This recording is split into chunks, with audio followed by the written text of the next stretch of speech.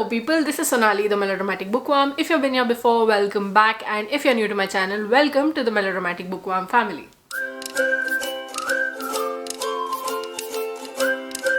I'm here today with my September 2023 wrap-up, and in September I read 13 books, a couple of which were like short picture books. There were some great reads in here. Some reviews have already gone up on Instagram and I have put my all into those reviews, so if you'd like to go check those out, links will be in the description box below. So without any further ado, let's dive right into this video and let me share with you all the books, the 13 books that I read in September 2023. The first book that I finished in September was a book called The Vitals by Tracy Sorensen. This is Tracy Sorensen's memoir of her experience with primary peritoneal cancer, and this is told not from Tracy's perspective but from the perspective of her organs, and it is one of the most intriguing books I have ever read. It's like a mix of genres. You find there's a romance in here, there's a thriller in here, there's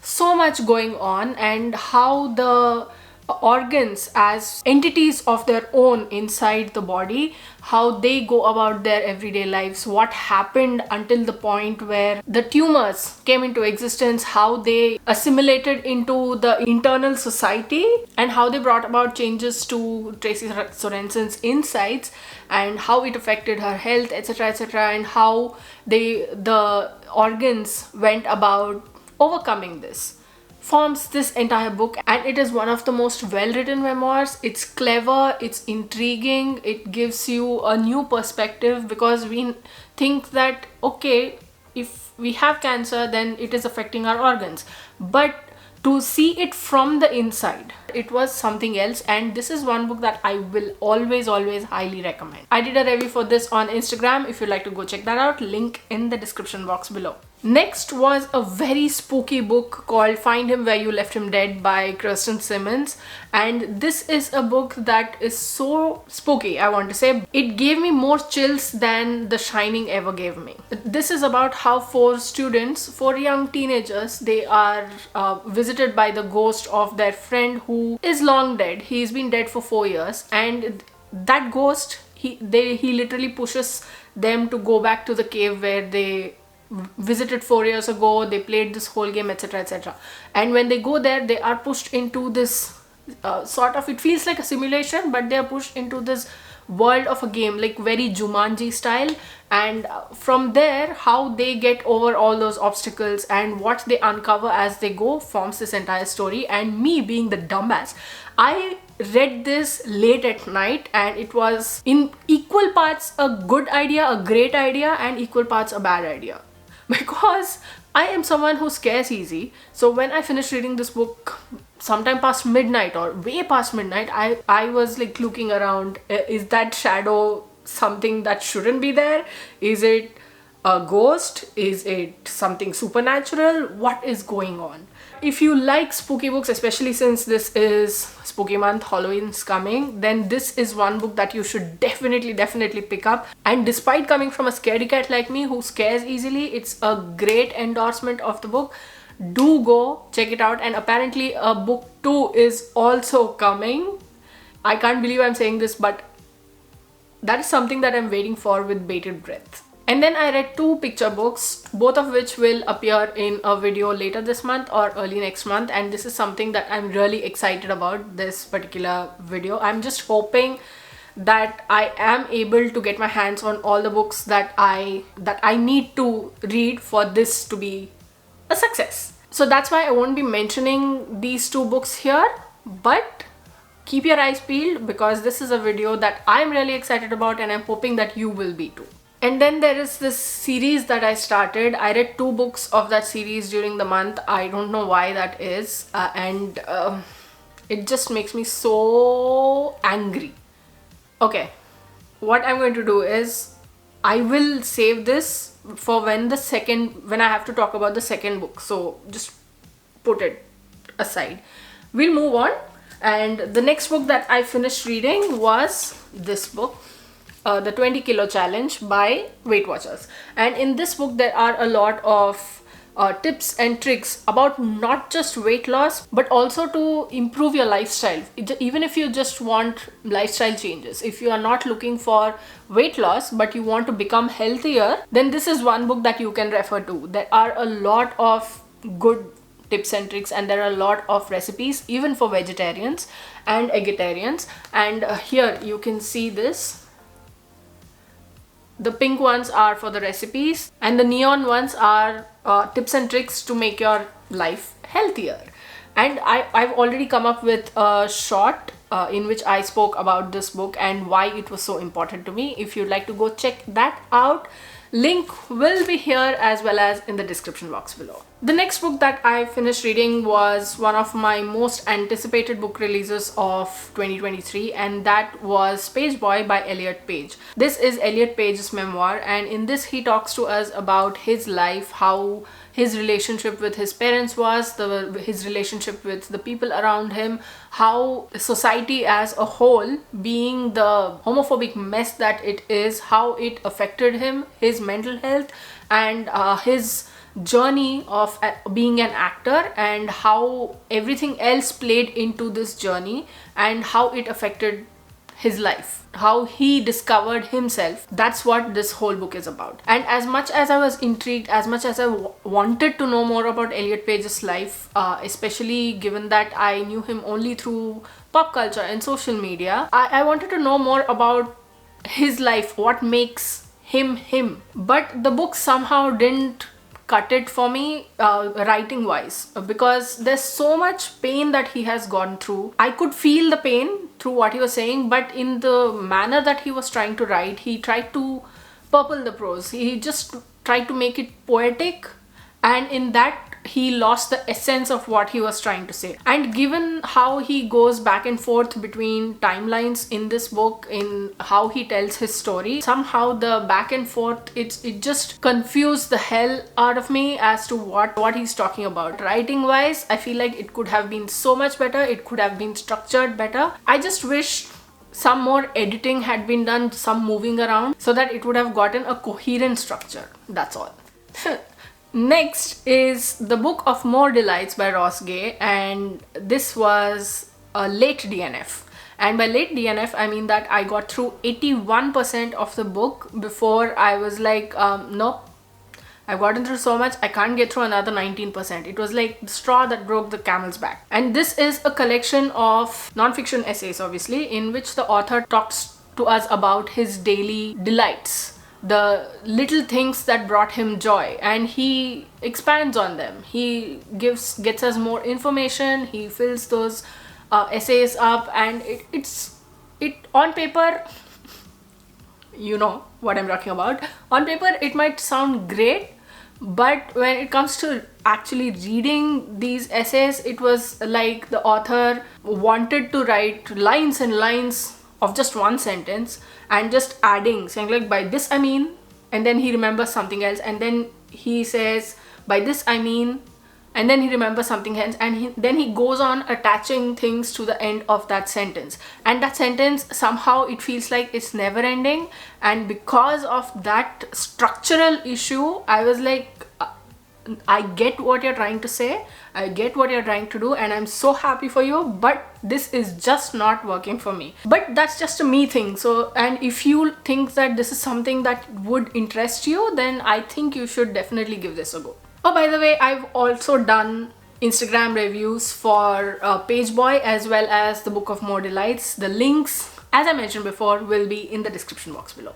And then I read Ashiki Forever by Yashesh Rathod, and this is a short romance novella in which the author took the 1990 Bollywood movie Ashiki as inspiration, and he wrote a whole romance around it. It's a very short book, easy to read, quick, very fast, and it also puts a smile on your face, but it also like watching a Bollywood short film. But my issues with the author's writing remain the same, as that there's sometimes there's too much detail, it is repetitive and loopy, and it leaves much to be desired. I also do not like the insta love trope, and this is a story in which Insta love is the mainstay. An aspiring musician called Rahul sees a girl called Marlin in the thick of rain in the Mumbai streets, and he falls in love. Like, he becomes obsessed, and he tries to save her from the orphanage that she is living in, which has a sort of a dictatorial warden.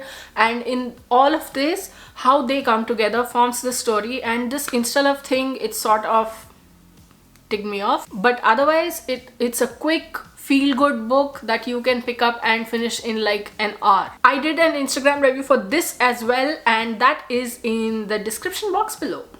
Next is Before Your Memory Fades by Toshikazu Kawaguchi and translated into English by Jeffrey Trosselot, and this is the third in the Before the Coffee Gets Cold series, and I adored this book. For those of you who don't know, this series is based on a cafe, usually Funicula, I think it is pronounced. In this cafe, you can travel back in time or into the future, but there are caveats. There is just one place that you can sit in, and you should not move from that place while you time travel. You can't meet anybody who hasn't visited the cafe, and you have to finish your coffee before it gets cold. And no matter what you do in the past, it will not affect your present. So this is the premise of this whole series, and in Before Your Memory Fades, we move from Funicula to a hillside cafe called Donna, which is managed by the first cafe's owner's mother. So in this, we follow 4 more people who are wanting to travel in time for their own reasons. There's this whole sense of hope that it gives you by making you believe, at least for that 1 second, that there is something you can do, either to ease the ache in your chest or to make your present easier because you've learned something new. And there's so much more to this series, and especially to this book, because the first book was great. The second book I felt was okay, like it just fell down a little trying to be the same way as the first book. But this one goes right back up, and it just gives you all those emotions. Like, there's so many feelings that come flooding through you as you read about these 4 different people, and it's told in a very flowy manner. It's not like, okay, this is the end of this story, this is the end of that story, and this is the start of this story. There's no timelines to it. You flow from one person's story into the other, and that makes it a great book, an amazing book, and the language is so easy to read. This book had about 220 pages, I think, and I finished it like this. And when a book makes you feel like this at the end of then trust me, that's going to be one that you will cherish till the end of time. And this series is one such. Next is a book that I was supposed to be on the block tour for, like the Book of More Delights, but this also I DNF'd. But this time, I DNF'd it at 18%. This is called Pockets by Hannah Carlson, and I started reading it and I was really intrigued because this traces the history of pockets, how they started, because they were not part of clothes before. They were actually used as separate bags, and I wanted to read it all, but somehow I felt like the writing style, it was too info-dumpy and it was just not for me. And maybe this is a book that will be better taken in paperback form, in physical copy form, and not as an ebook, because there are a lot of pictures and illustrations and footnotes. So to have to keep going back and forth on a Kindle for this it was a little annoying. But if you are someone who loves reading about this, who loves collecting random facts about things like this, then this is something that I think you can definitely try, and maybe you like it. Remember at the beginning of the video I'd spoken about how I started a series and now I'm super pissed off for so many reasons. Now I'll be talking about the first 2 books in that series, and those books are the first 2 books in the Twisted series by Anna Huang. The first one is Twisted Love and the second one is Twisted Games, if I'm not mistaken. There it is. And I just feel like the first book is about the first of 4 friends, Eva Chen and Alex Volkov. And Ava is this bright, sunshiny kind of person, and Alex is this grim, brooding, young tycoon sort of guy. He's a billionaire, and he's this person who knows that the world is not just black and white. There's a lot of gray, and he knows how to play it to his advantage. And how these two come together forms this entire story of the first book, which is Twisted Love. The second book is called Twisted Games, and it follows the second in that friend group called Bridget. Bridget is a princess of Eldora. When her bodyguard leaves for paternal leave, Reese Larson is appointed in his place. He's a freelancer and he's appointed in his place. And now how these people clash and how they come together forms this entire story. And my problem with these books is that that's not romance. Or maybe it is for some people, maybe, okay, fine, but the writing is just so pedestrian. It is so like, oh my god, I want to make people cry. I don't know in what way, but I want to make people cry. And these two men are going to just annoy the hell out of the readers, but they will also be like, oh my god, I want Alex Volkov as my boyfriend. No. Just no. Two friends told me not to pick this book up, not to pick this series up. And I did not listen, and I'm sorry for that. And what makes me more angry? Okay, I told you these books made me angry for multiple reasons. The first reason is because they think that is romance. The steamy scenes also, they're like, the heck are you, what are you doing? And I'm like, just... And the second thing that pissed me off was, no matter how bad it got, I just wanted to know what was going to happen. I just kept reading. That's how I got through two books, or I would have given up in the middle of the first book itself. What? This is how so many of these books are sold. And I can't believe that a book that's making me want to read further is making me angry, because this is the book. It's my opinion. Those of you who like it, I see why you like it, but that's your opinion, this is mine. Okay, let's keep it that way. And this is... And I somehow know that I'm going to torture myself by reading the last two books as well.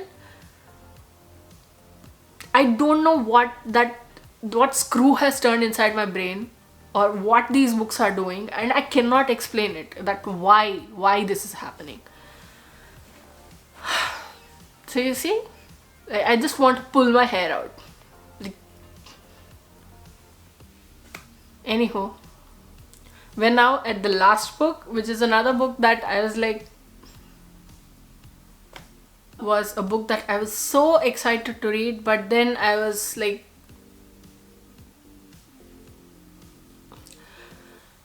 it's not that I hated the book. I've still given it a neutral rating, but there are things about it that I'm just like, what are you trying to say?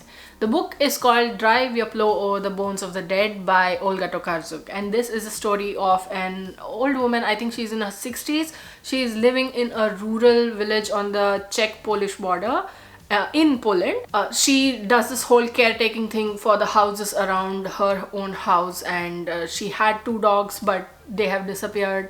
And one day, one of her neighbors, he comes and wakes her up, and he tells her that this particular neighbor is dead, and she goes there along with this neighbor to find the man who died. Over all of this, it just moves forward the plot, but it just feels like so much is being said, but nothing is being said. It felt like, at least the first 150 pages felt like it was just fluff. She was making points. I could feel that in some place there were some very important points, especially with the earnestness with which the author talks about giving voices to the voiceless, and for humans to be doing the work of God by seeing every species as valuable instead of just as game. But all of these points that she's making, I didn't think that they were important enough until you came to the very end. And if you are going through a book thinking that